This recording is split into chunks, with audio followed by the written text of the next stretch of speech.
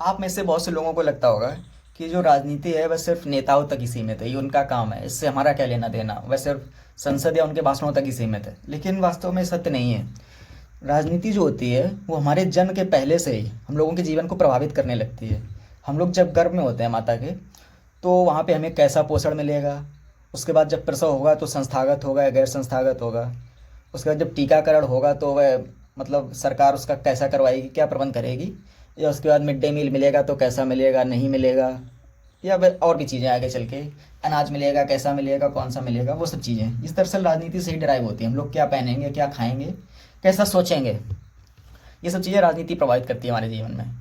तो इस वीडियो का उद्देश्य दरअसल किसी एजेंडा के तहत बात करना नहीं है, बल्कि एक बेसिक जो समझ होती है उसको विकसित करना है। मैं आपको ये नहीं कहूँगा कि आप किसी राजनीतिक पार्टी का झंडा उठा के घूमने लगें, वो मेरा उद्देश्य दरअसल नहीं है।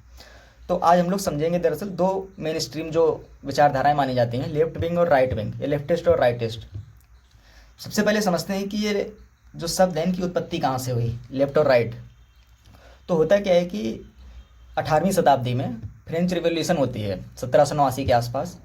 तो उसमें क्या होता है कि जो फ्रांस में जो मोनार्की विद्यमान होती है पहले से, रॉयल फैमिली जो उसको शासन कर रही होती है फ्रांस में, तो जो वहाँ की पार्लियामेंट होती है, तो वहाँ पे जो लोग राइट में बैठते हैं वो लोग उस व्यवस्था के समर्थक होते हैं कि जो चीज़ें चल रही हैं वैसी रहनी चाहिए, उसमें कुछ बदलाव नहीं होना चाहिए। मतलब जो उच्च वर्ग का शासन है वही चलना रहना चाहिए।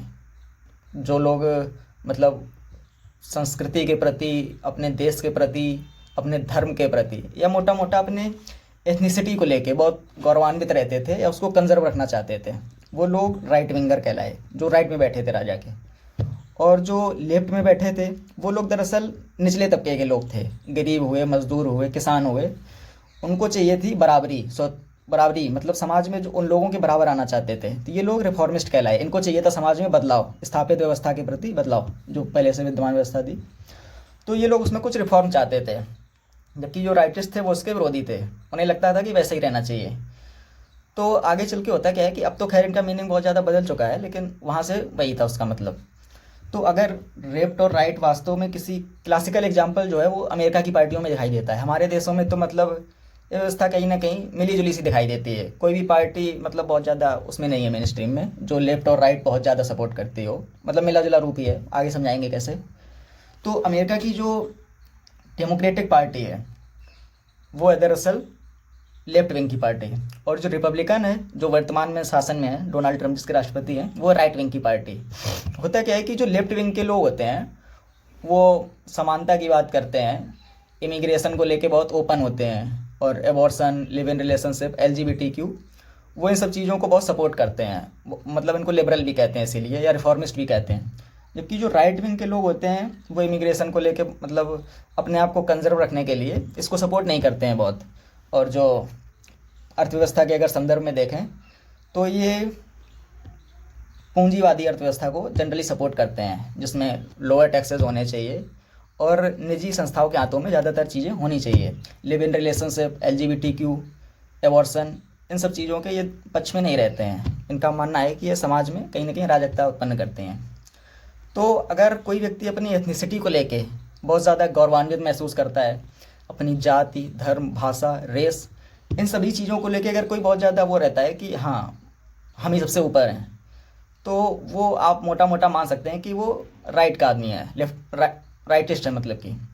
और मतलब इसके लिए आपको कोई बहुत मोटी मोटी किताबें पढ़ने की आवश्यकता नहीं है, बल्कि आप गाड़ियों के पीछे ही देख सकते हैं, लोग धर्म का नाम लिखवा के चलते हैं या जाति का नाम लिखवा के चलते हैं। तो ये सब राइट विंग की मोटी मोटी पहचान है।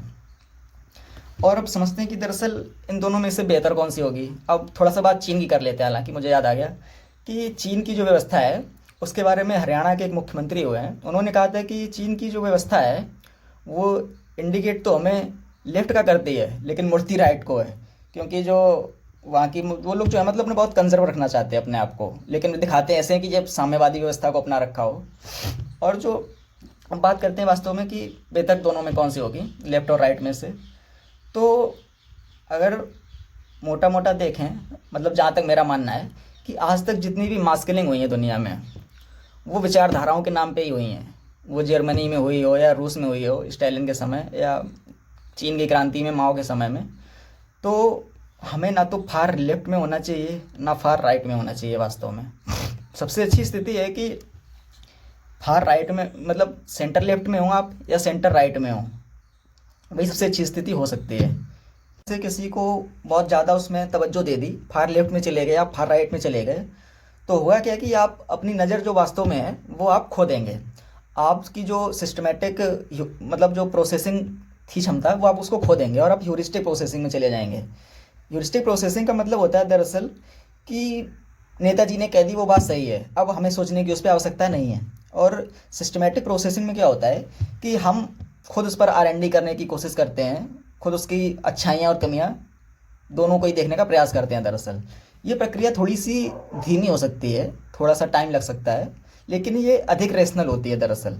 कि हम व्यवस्था से सवाल पूछें कि अगर है तो क्यों है, वो भले ही लेफ्ट में हो या राइट में हो, आप वो मैटर नहीं करता है। तो शायर ने दरअसल इस पे एक बहुत अच्छी बात की है। शायर जो कि गीतकार हुए हैं और हिंदी साहित्य में भी बहुत नामांकित शायर हुए हैं, उन्होंने कहा था कि क्यों देखें इस दुनिया को किसी और की नज़र से, हम ले देखे फ़कत अपने पास एक नज़र ही तो है। मतलब अगर हम अपनी नज़र ही किसी को उसको गिरवी रख देंगे तो हमारे पास बचा ही क्या। तो मतलब किसी को उस पर बहुत ज़्यादा नहीं जाना चाहिए हमको कि फार लेफ्ट में चले जाएँ या फार राइट में चले जाएँ, बल्कि बीच की स्थिति में रहें तो ज़्यादा बेहतर है।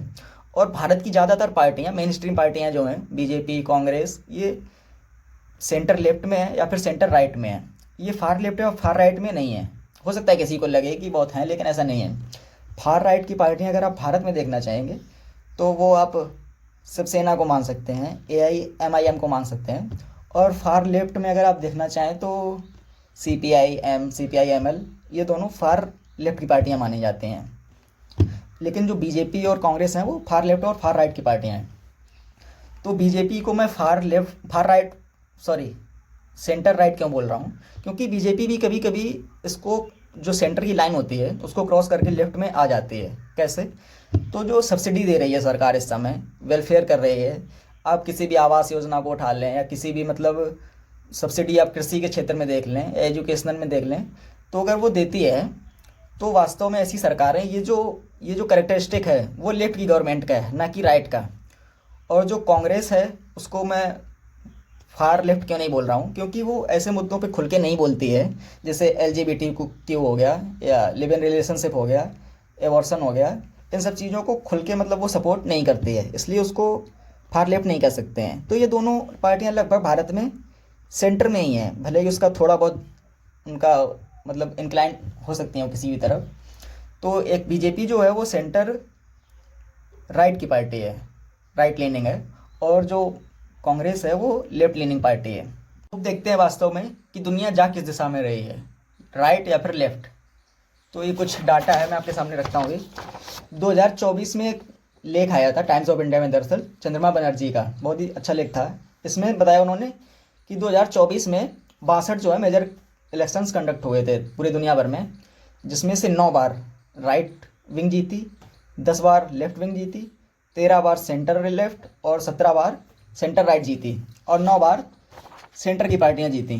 तो अगर वास्तव में हम लोग ट्रेंड समझने का प्रयास करें तो जो वर्तमान ट्रेंड है दुनिया का, वो या तो सेंटर राइट या सेंटर लेफ्ट, मतलब जो बीच की पार्टियां हैं, सेंटर में हैं, वही ज़्यादातर जीत रही हैं। किसी भी एक्सट्रीम में इस टाइम दुनिया नहीं जा रही है। और एक और आर्टिकल था 17 जनवरी 2025 को छपा था टाइम्स ऑफ इंडिया में ही, उसमें एक और चीज़ बताई गई थी कि जो कोल्ड वॉर हुआ था, शीत युद्ध, तो उसके बाद से जो लेफ्ट की जो पॉपुलैरिटी थी ना, वो उसमें काफ़ी कमी आई है, ख़ास तौर से अमेरिका और वेस्टर्न यूरोप में। तो ये कुछ वर्तमान ट्रेंड है, आप इसके माध्यम से कुछ अपनी राय बना सकते हैं। आशा करते हैं आपको वीडियो अच्छा लगा होगा।